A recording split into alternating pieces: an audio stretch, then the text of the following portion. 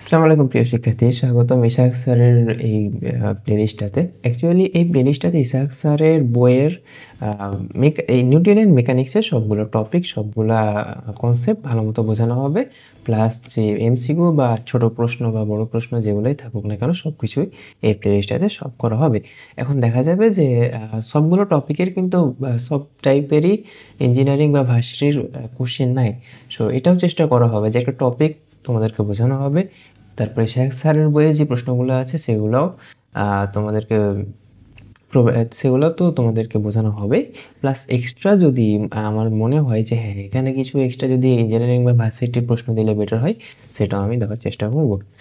তো যাই হোক, আজকে আমরা শুরু করব নিউটনিয়ান মেকানিক্সের চ্যাপ্টারটা।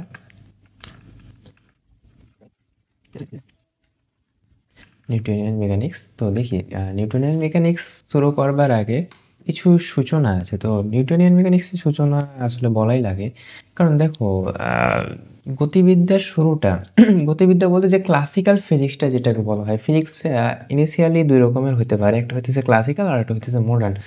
আর তারপরে আরেকটা এখন যেটা একদম রিসেন্ট, সেটা হচ্ছে কোয়ান্টাম ফিজিক্স।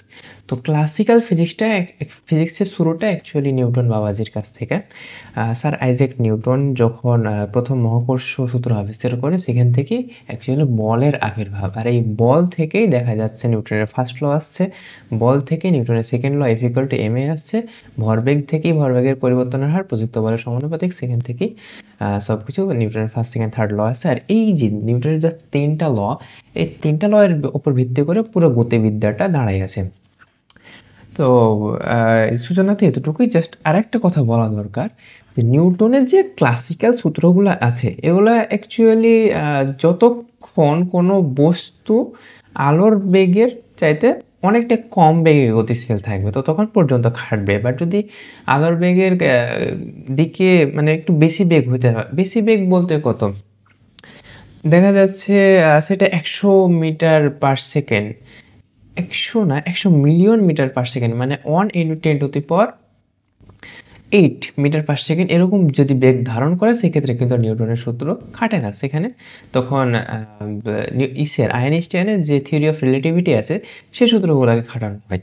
সো এতটুকুই নিউটনিয়ান মেকানিক্সের সূচনাতে বলা দরকার ছিল। এর চাইতে বেশি সেরকম কিছু লাগবে না। তো সূচনাতে বলবার মতো তেমন কিছুই নাই, জাস্ট সূচনা হইতেছে। সূচনাতে এতটুকুই বলা যায় যে পুরো গতিবিদ্যা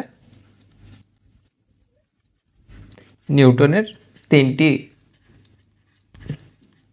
তিনটি সূত্রের উপর ভিত্তি করে গড়ে উঠেছে। তো এই যে নিউটনের যে সূত্র, এটা মেনলি শুরু হয়েছে বল থেকে, বলের আবিষ্কার থেকে। তো দেখি বল জিনিসটা কি। সো নেক্সট টপিক হইতেছে বল। অ্যাকচুয়ালি এই ভিডিওতে বল পর্যন্তই পড়ানো হবে, বলের পরে যে টপিকগুলো আছে সেগুলো নেক্সট কোনো একটা ভিডিওতে পড়ানো হবে। তো বল বল জিনিসটা যদি বইয়ের সংজ্ঞা বলতে চাই, তাহলে বলের সংজ্ঞাটা এরকম যে যে বাহ্যিক ক্রিয়ার ফলে কোনো গতিশীল বস্তু স্থির হতে হয় বা হতে চায়, বা গতিশীল বস্তু স্থির হয় বা হতে চায়, তাকে বল বলে। আচ্ছা, ইসাক স্যারের বই এরকম দেওয়া আছে যে যে বাহ্যিক কারণ স্থির বস্তুকে গতিশীল বা গতিশীল বস্তুর অবস্থার পরিবর্তন ঘটায় বা ঘটাবার চেষ্টা করে, তাকে বল বলে। তাহলে বল কি? যে বাহ্যিক কারণ স্থির বস্তুকে গতিশীল বা গতিশীল বস্তুর অবস্থার পরিবর্তন ঘটায়। যে বাহ্যিক কারণ স্থির বস্তুকে গতিশীল বা গতিশীল বস্তুর অবস্থার পরিবর্তন ঘটায়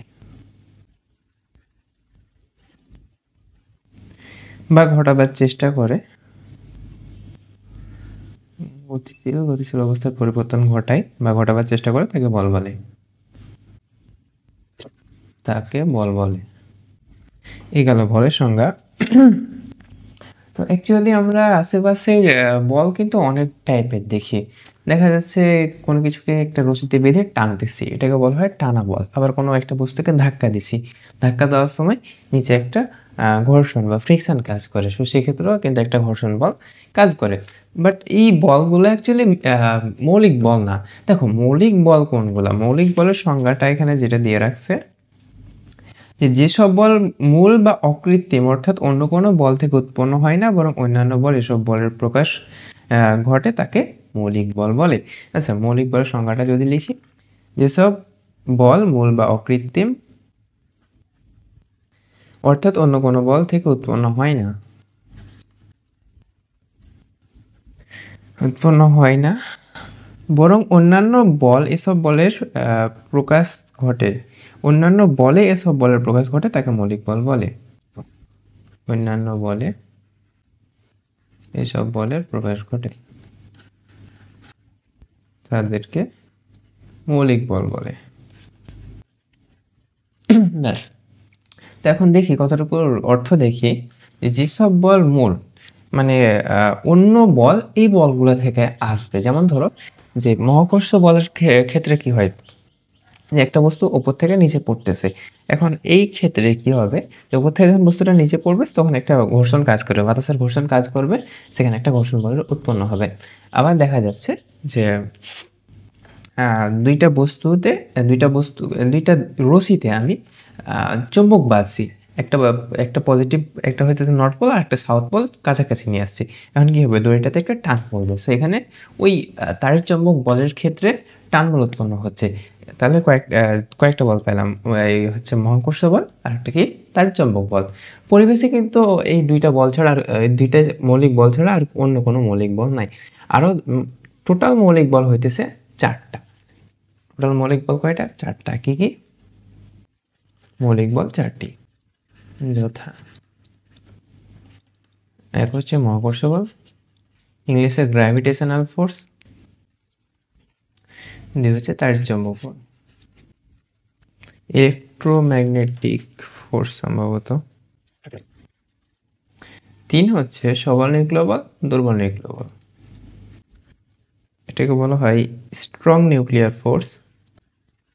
4 নাম্বার হচ্ছে দুর্বল নিউক্লিয় বল, উইক নিউক্লিয়ার ফোর্স। তো এই বলগুলোর মধ্যে প্রথম বলটা হচ্ছে কি? মহাকর্ষ বল। দেখি এটা নিয়ে কিছু বলা দরকার। Gravitational force. তো দেখো আমরা জানি যে পুরো ইউনিভার্সের ভিতরে যে কোনো দুইটা বস্তু একটা আরেকটাকে আকর্ষণ করছে। মানে ধরো তোমার টেবিলের উপরে দুইটা বস্তু আছে, একটা পেন বক্স আর আরেকটা হতে পারে একটা পেন, একটা আরেকটাকে অবশ্যই আকর্ষণ করতেছে। আবার চিন্তা করো যে আম গাছের উপরে দুইটা আম কিন্তু একটা আরেকটাকে পরস্পর আকর্ষণ করছে, সেটা যদিও বোঝা যায় না, কারণ মহাকর্ষ বল হচ্ছে সবচাইতে দুর্বল বল। এই বল মানে একদম এক্সট্রিমলি লো লেভেলের বল, বাট স্টিল এই বলটার জন্যই কিন্তু সূর্যের চারিপাশে আমরা ঘুরতেছি, এই বলটার জন্যই কিন্তু জীবনের অস্তিত্ব আছে। যাই হোক, তো এই হচ্ছে মহাকর্ষ বল। মহাকর্ষ বলটা বলার যদি সংজ্ঞা বলি, তাহলে সংজ্ঞা তেমন কিছুই নাই। যে সংজ্ঞাটা এরকমভাবে দেওয়া যায় যে এই মহাবিশ্বের ভিতরে পরস্পর দুটি বল একে অপরকে যে বলে আকর্ষণ করে তাকে মহাকর্ষ বল বলে। আর আচ্ছা, সংজ্ঞাটা কি লিখবো নি? না, এই আতালের মতো সবগুলো সংজ্ঞা না লিখাই বেটার হবে। যা হোক, তো এই মহাকর্ষ বলের কয়েকটা ধর্ম বলা যায়, যেমন একটা হইতেছে যে এই বল আকর্ষণধর্মী, অর্থাৎ একটা বস্তু আর একটা বস্তুকে অলওয়েজ আকর্ষণ করবে, কখনোই কিন্তু বিকর্ষণ করবে না, এটা হচ্ছে মহাকর্ষ বলের একটা ধর্ম। তারপরে দ্বিতীয় ধর্ম বলা যায় যে এই বলের পাল্লা অসীম। আচ্ছা, মহাকর্ষ বলটা কে আবিষ্কার করছে? নিউটন বাবাজি বা স্যার আইজাক নিউটন। যাই হোক, তো উনি যেটা আবিষ্কার করছেন সেটা ছিল এরকম যে এই মহাবিশ্বের প্রত্যেকটা বস্তুকে আকর্ষণ করছে, ভালো কথা, কিন্তু এই আকর্ষণ বল এফ হচ্ছে দুটি ভরের গুণফলের সমানুপাতিক, আর দুটি ভরের দূরত্বের বর্গের ব্যস্তানুপাতিক। তাহলে কি এফ সমানুপাতিক m1 m2 divided by D square. এখন সমানুপাতিক চিহ্নটা উঠাই দিয়ে একটা ইকুয়াল আনতে পারি, আর একটা কনস্ট্যান্ট নিয়ে আসতে হবে। কনস্ট্যান্টটাকে আমরা জি দিয়ে প্রকাশ করি গ্র্যাভিটেশনাল ফোর্সের ক্ষেত্রে। দেন পাই কি G m1 m2 divided by D square. এই তাহলে কি পাইলাম যে মহাকর্ষ বল দুইটি বস্তুর গুণফলের সমানুপাতিক আর দূরত্বের বর্গের ব্যস্তানুপাতিক। তো এখানে জি এর মানটা আমরা জানি যে G equal to 6.67 into 10 to the power -11। G এর একটা একক আছে, এককটা আমার ঠিক খেয়াল নাই, ওয়েট এক সেকেন্ড আমি অনলাইনে একটা সার্চ দিয়ে দেখি। Unit of gravitational constant metre cube per KG per second square. Metre cube per KG per second square.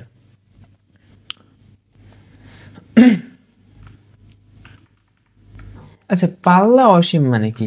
যে অ্যাকচুয়ালি এই বলটা এই বলের পাল্লা জিনিসটা বলতে এটা বোঝায় যে এই বল একটা নির্দিষ্ট, ধরো এটা একটা বস্তু, এই বস্তুর চারিদিকে কোন এলাকা পর্যন্ত এর প্রভাব বিস্তার থাকবে। তো পাল্লা অসীম বলতে বোঝায় যে অসীমে, যদি অসীমেও চলে যায়, মানে অনেক অনেক দূরেও চলে যায়, সেক্ষেত্রেও কিন্তু মহাকর্ষ বলটা কার্যকর থাকবে। যদিও কিছুটা দূর যাওয়ার পরে মহাকর্ষ বল বা তাড়িৎচুম্বক বল, এরপরে যে বলটা আসবে সেটা হচ্ছে তাড়িৎচুম্বক বলটা আমি ব্যাখ্যা করবো। বাট তাড়িৎচুম্বক বলের ক্ষেত্রে পাল্লা অসীম হয় যদিও, তবুও কিছুটা দূর যাওয়ার পরে এই প্রভাবটা বিস্তার থাকে না। আবার থিওরিটিক্যালি ধরে নেওয়া হয় যে ঠিক আছে, এই দুটা বলের পাল্লা অসীম পর্যন্ত বিস্তৃত।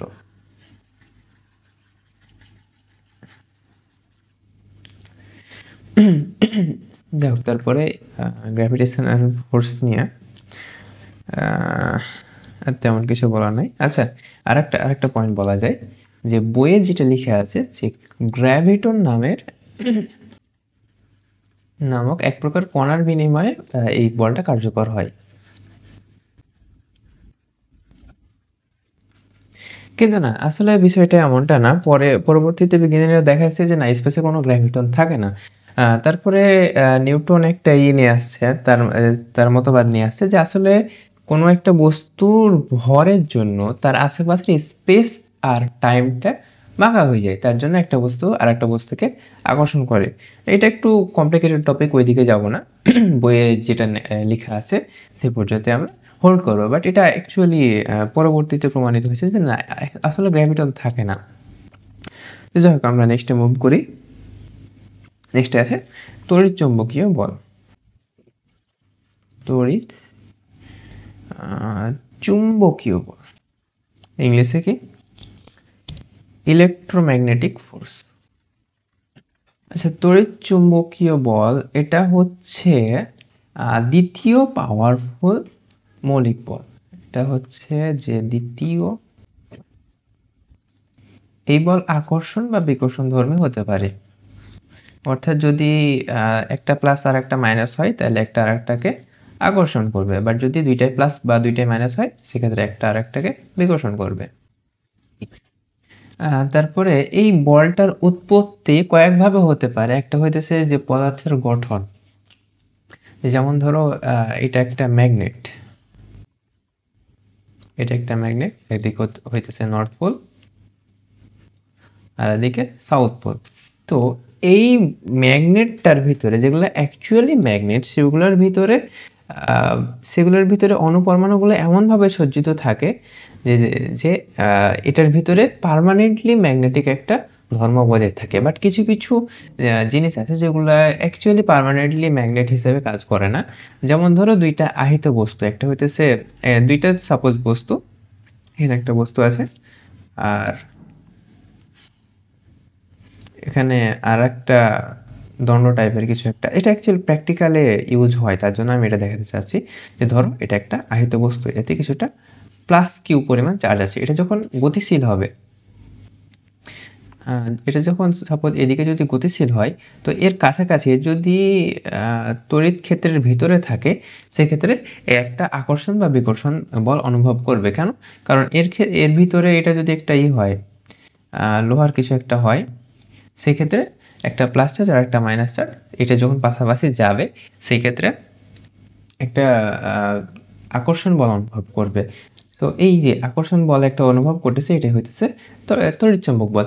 এটা প্র্যাকটিক্যালি এজন্য বললাম যে ঢাকার মেট্রোতে দেখবা উপর দিকে কিছু তার দেওয়া আছে। মেট্রো যখন চলে গতিশীল হয় সেক্ষেত্রে এই চার্জের জন্য একটা ইলেকট্রিক ফোর্স উৎপন্ন হয়, আর ইলেকট্রিক ফোর্সকে কাজে লাগায় কিন্তু ইলেকট্রিসিটি উৎপন্ন করা যায়।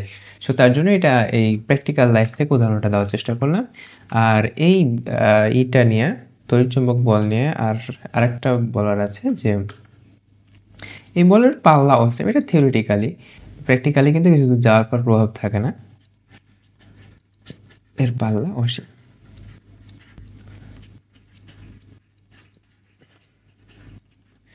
এই বলটা মহাকর্ষ বলের সাথে কিছু ইয়ে আছে, এফ ই দিয়ে যদি লিখি ইলেকট্রোমোটিভ ফোর্স, তো এফ ই সমানুপাতিক হচ্ছে চার্জের গুণফলের সমান, দুইটি চার্জের গুণফলের সমান।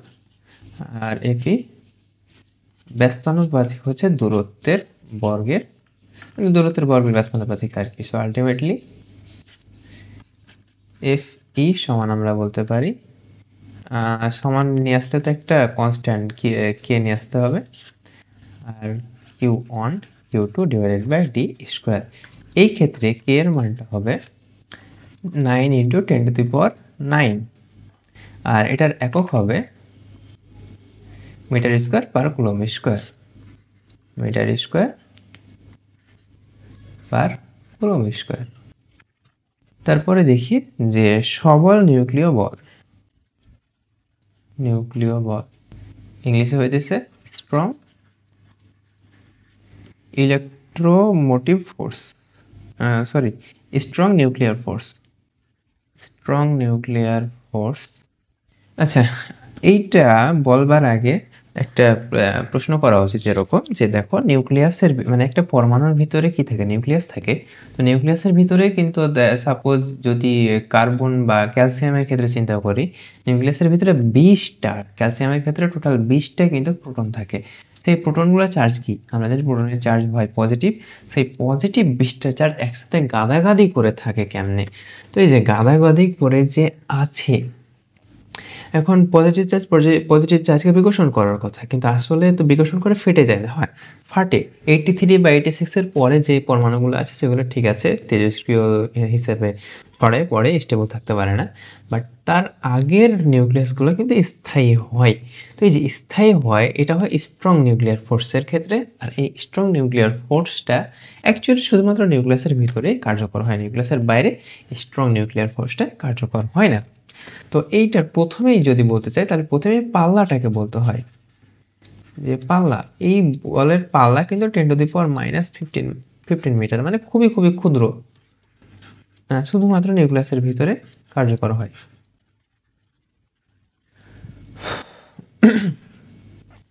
কিন্তু নিউক্লিয়াসের বাইরে কিন্তু এটা কার্যকর হয় না, তুমি পরিবেশের আশেপাশে কোথাও এই সবল নিউক্লিয়ার বলটা দেখতে পাবে না।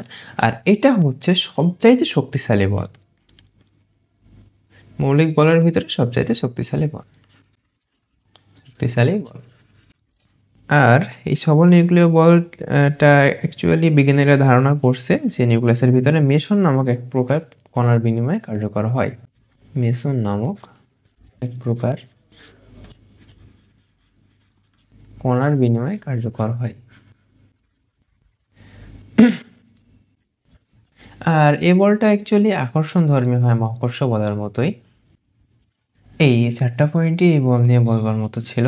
আর এরপরে আমরা দেখব দুর্বল নিউক্লিয় বল। দুর্বল নিউক্লিয় বল, ইংলিশে উইক নিউক্লিয়ার ফোর্স।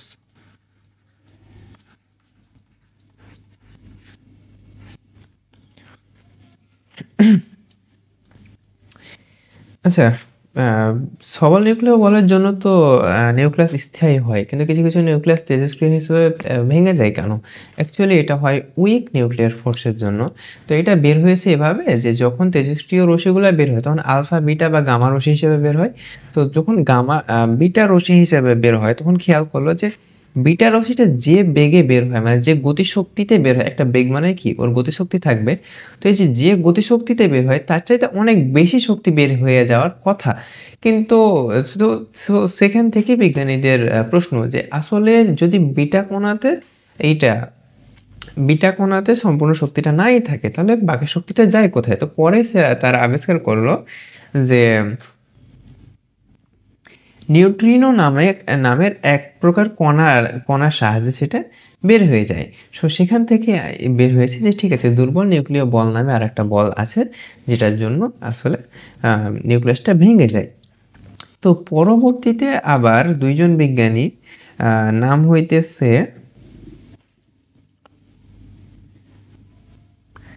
সালাম আর ওয়াইনবার্গ, দুইজন বিজ্ঞানী আবিষ্কার করছে যে দুর্বল নিউক্লিয় বলটা আসলে তারের চৌম্বকীয় বলেরই একটা রূপ। তো অ্যাকচুয়ালি এই বলগুলোর উৎপত্তি কোথায়? এই বলগুলা একটা সময়ে মানে একদম বিগ ব্যাং এর সময়ে কিন্তু এই বলগুলোর উৎপত্তি হয়েছে। বিগ ব্যাং এর পূর্বে কিন্তু এই চারটা বল হিসেবে ছিল না। এই বিগ ব্যাং এর পূর্বে অ্যাকচুয়ালি সুপার ফোর্স নামে একটা ফোর্স ছিল, মানে ওটার কোনো নাম ছিল না, জাস্ট এখন বিজ্ঞানীরা বর্তমানে নাম দিচ্ছে যে ঠিক আছে সুপার ফোর্স নামে কোনো একটা ফোর্স ছিল। তারপরে বিগ ব্যাং এর পরে এই চারটা বলের উৎপত্তি হয়েছে। যাই হোক, তো এই দুর্বল নিউক্লিয় বল নিয়ে কিছু বলার আছে যে দুর্বল নিউক্লিয় বলের পাল্লা আরও কম হয়, মানে মোটামুটি 10⁻⁻⁶। এটাও জাস্ট শুধুমাত্র নিউক্লিয়াসের ভিতরেই দেখা যায়, আর নিউক্লিয়াসের বাইরেটাকে দেখা যায় না। সো পাল্লা কত? পাল্লা হচ্ছে 10⁻16 মিটার। দ্বিতীয়ত যে এই বল সবচাইতে দুর্বল বল, সবচাইতে দুর্বল বল, সবচাইতে দুর্বল বল।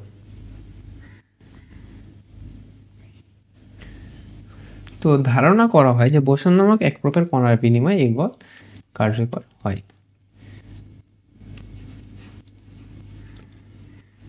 ধারণা করা হয়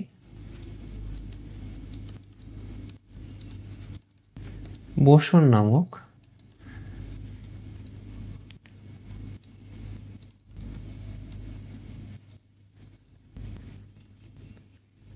কণার বিনিময়ে, ধারণা করা হয়। নিউক্লিয়াসের ভিতরে তো অনেক ছোট, তার তেজস্ক্রিয় নিউক্লিয়াস নিয়ে অনেকে এক্সামিনেশন করতে চায় না, সেক্ষেত্রে জাস্ট একটা ধারণা করে নেওয়া হয়েছে যে বোসন নামক এক প্রকার কণার বিনিময়ে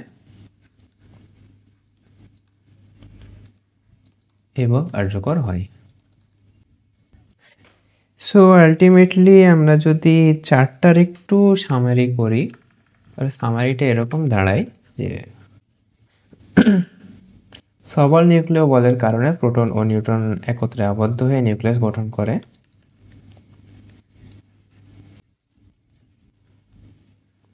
প্রোটন ও নিউট্রন একত্রে আবদ্ধ হয়ে নিউক্লিয়াস গঠন করে।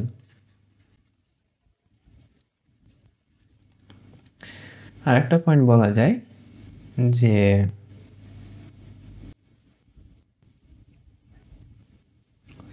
মহাকর্ষ বলগুলো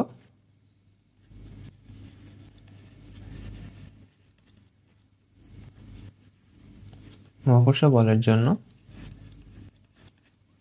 জীবনের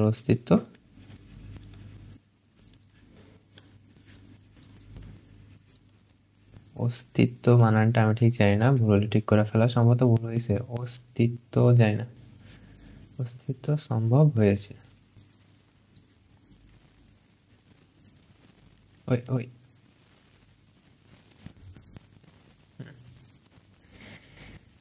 এই এখন মৌলিক বল সমূহে যদি তীব্রতা তুলনা করি, তীব্রতা মানে হচ্ছে যে ধরো চারটা বল আছে, চারটাই তো মৌলিক বল। এখন যদি একটাকে আদর্শ বল ধরে নিই, ধরো মহাকর্ষ বলটাকে আদর্শ ধরলাম, সে মহাকর্ষ বলের তুলনায় অন্য একটা বল কত গুণ বেশি সেটা যদি হিসাব করি, সেক্ষেত্রে মৌলিক বলের তীব্রতার তুলনা,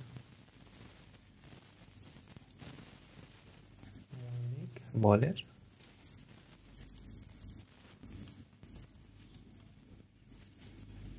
তীব্রতার তুলনা।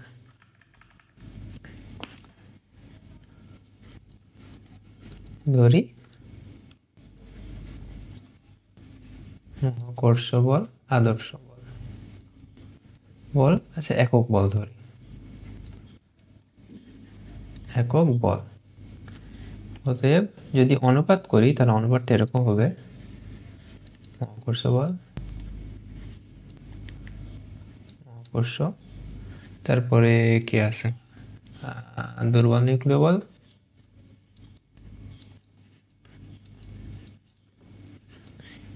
নিউক্লিয়, আচ্ছা শুধু দুর্বলই লিখে রাখি, তাড়িৎ-চুম্বক, আর সবচেয়ে শক্তিশালী হচ্ছে সবল নিউক্লিয় বল। সেটার অনুপাতে এরকম দাঁড়াবে 1, তারপরে দুর্বলের জন্য আসবে 10 to the power 30, তারপর 10 to the power 39, তারপর 10 to the power 41। আবার যদি রিভার্স করি, যে সবল নিউক্লিয় বলকে একক ধরি, তারপরে তাড়িৎ-চুম্বক বল, তাড়িৎ-চুম্বক তড়িৎ-চুম্বক একরকমের বললেই হলো, তারপরে দুর্বল, তারপরে মহাকর্ষ। সেক্ষেত্রে দাঁড়াবে 1, তাড়িৎ-চুম্বক বল দাঁড়াবে 10 to the power 2, যেহেতু জাস্ট 2 পার্থক্য 41 আর এখানে 39 এর, তারপরে আসবে 10 to the power -11,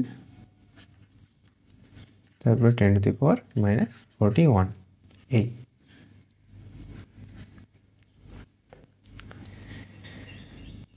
তো বল তো দেখলাম, মৌলিক বল তো দেখলাম, এখন বলের ফাইনাল কয়েকটা জিনিস দেখি, যে বলের বৈশিষ্ট্য দেখে ফেলাই আমরা।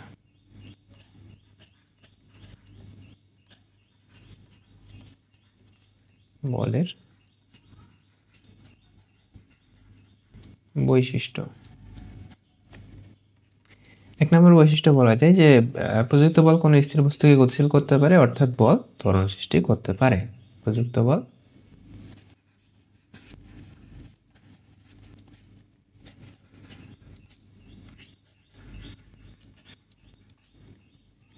কোনো বস্তুকে না, স্থির বস্তুকে লিখি, স্থির বস্তুকে গতিশীল করতে পারে, অর্থাৎ বল ত্বরণ সৃষ্টি করতে পারে।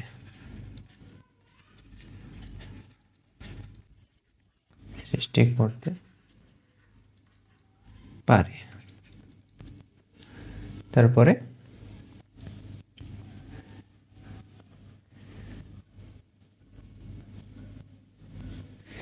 বল জোড়ায় জোড়ায় ক্রিয়া করে।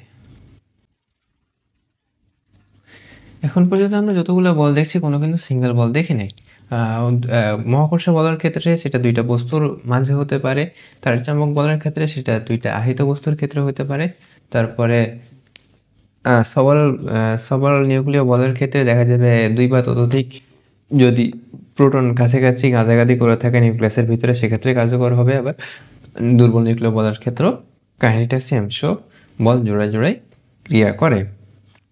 তারপরে বলের একক কি হতে পারে, বলের একক দেখি, বলের একক। তো এই বল জিনিসটা নিয়ে নিউটন বাবাজি যেহেতু অনেক বড় একটা ভূমিকা রাখছে, সেহেতু আমরা নিউটন দিয়ে প্রকাশ করি ম্যাক্সিমাম টাইমে। বাট অ্যাকচুয়ালি যদি বলের এককটাকে হিসাব করতে চাই বা নিউটনটাকে ভাঙ্গাই, তাহলে একটু ভাঙ্গায় দেখাই আমি, যে এফ ইকুয়াল টু কি এম এ, এম হচ্ছে কেজি, এর একক হচ্ছে মিটার পার সেকেন্ড স্কোয়ার। তাহলে আমরা বলতে পারি নিউটন অথবা kg metre per second square. But newton বাবাজিকে সম্মান জানাই আমরা, শুধু এন লিখি। বাট এই সম্মান যদি ওনার কোনো কাজে আসবে না। আর মাত্রা যদি একক পারি তাহলে তো মাত্রা একদমই সহজ। বলের মাত্রা কেজির জন্য ক্যাপিটাল এম, মিটারের জন্য ক্যাপিটাল এল, মানে লেন্থের এল, আর সময়ের জন্য পার টি স্কোয়ার। অবশ্যই থার্ড ব্র্যাকেট দিয়ে ঘিরে রাখতে হবে, নইলে আবার মাত্রা জিনিসটা প্রকাশ করবে না। আর এর সূত্র হচ্ছে নর্মাল যেটা বল, যেটা ফোর্স হিসেবে বুঝি, সেক্ষেত্রে সূত্রটা হচ্ছে এফ ইকুয়াল টু এম এ। আচ্ছা, নিউটনের যে ৩ টা সূত্র, সেই ৩ টা সূত্র নিয়ে তো ব্যাখ্যা করা হয়নি। তো আসো নিউটনের গতিসূত্র পরবর্তীতে আছে। আচ্ছা, নিউটনের গতিসূত্র ইসহাক স্যারের বইয়ে পরবর্তীতে আছে। সো আমি আপাতত এখানেই পজ করলাম এই ভিডিওটা। এরপরে ভরবেগ, তারপরে নিউটনের যে নিউটনের গতিসূত্রগুলো আগে ব্যাখ্যা করা হবে, তারপরে ভরবেগ, তারপরে কিছু দূর যাওয়ার পরে আমাদের ম্যাথ আসবে। যখনই ম্যাথ প্রবলেমগুলো আসবে তখনই কিন্তু এই লেকচারগুলো আরেকটু ইন্টারেস্টিং হবে। আর শুরুতে প্রত্যেকটা চ্যাপ্টারে ইন্ট্রোডাকশন দেওয়ার জন্য তুলনামূলক একটু বোরিং লাগে। বাট যদি প্লেলিস্টটা ধরে রাখো ইনশাল্লাহ তোমাদের ম্যাক্সিমাম মানে প্রায় 99% কনসেপ্টই ঠিকঠাক ক্লিয়ার হয়ে যাবে।